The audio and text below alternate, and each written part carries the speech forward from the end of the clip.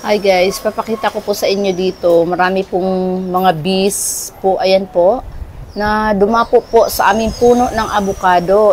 Gusto namin paalisin at baka kami po ay makagat. Ayan, sabi nila, pausukan daw. Kaya, ayan si Habi, oh. Ayan, nagpe-prepare ng kanyang costume attire. Costume attire.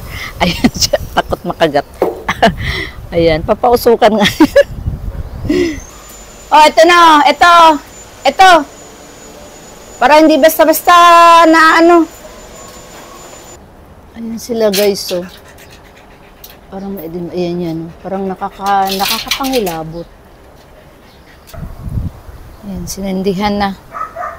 Kasi nagpausok na kami kanina, ay nawala naman na. Umalis naman yung mga bees na yun, bumalik naman. Ngayon, ulitin uli. Yung matagal-tagal na usok. Yan na sila. Pupunta na ang apoy. Tignan natin.